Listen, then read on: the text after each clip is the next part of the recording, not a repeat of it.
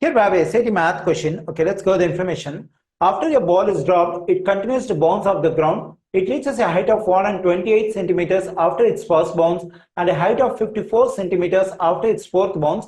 The height reached after each bounce is always the same fraction of the height after the previous bounce. What is the height in centimeters the ball reaches after its fifth bounce? Okay, here there is a fraction mentioned. I assume the fraction as x. Okay, and also the information says that the ball reaches a height of 128 centimeter after its first bounce. After first bounce, the height reached by the ball is 128 centimeters. Okay, now to get the height reached by the ball after the second bounce, what I have to do is I have to multiply the previous height by the same fraction that is assumed as x. So to get the height reached by the ball after the second bounce, we have to multiply the previous height by the fraction x. So 128x represents the height reached by the ball after the second bounce. Okay, to get the height reached by the ball after the third bounce, we have to multiply the previous height by the same fraction, that is x. Then 128x times x will become 128x square. So this is the height reached by the ball after the third bounce. Okay, to get the height reached by the ball after the fourth bounce, we have to multiply the previous height by the same fraction x. So then I'm getting 128x to the third power. So to get the height reached by the ball after the fifth bounce, I have to multiply the previous height by the fraction x. Then I'm getting 128x to the fourth power. Okay, according to the question, we have to find the height in centimeters the ball reaches after its fifth bounce. That is, we have to find the value of this expression. So for that, we need the value of x. Okay, so there is an information that is the height reached by the ball after the fourth bounce is given, that is 54 centimeters over here. So here we got the height reached by the ball after the fourth bounce is 128 x cube.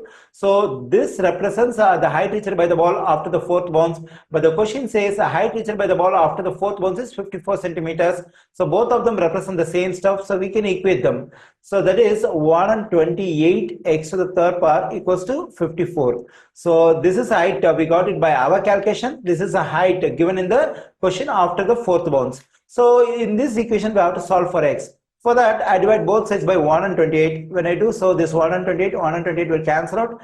I'm getting x to the third power on the left side. And also here, the greatest common divisor for 54 and 128 is just 2. So 2 goes into 54 27 times and 2 goes into 128 64 times.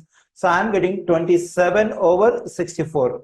Okay, then we get x cube equals to, so both 20, actually 27 is a power of 3. So 27 can be written as 3 to the third power.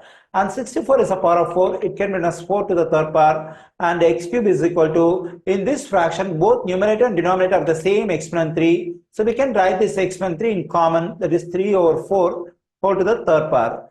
Okay, whenever two terms are equal with the same exponent, what we can do is we can equate the bases. So base on the left side is x and the base on the right side is 3/4.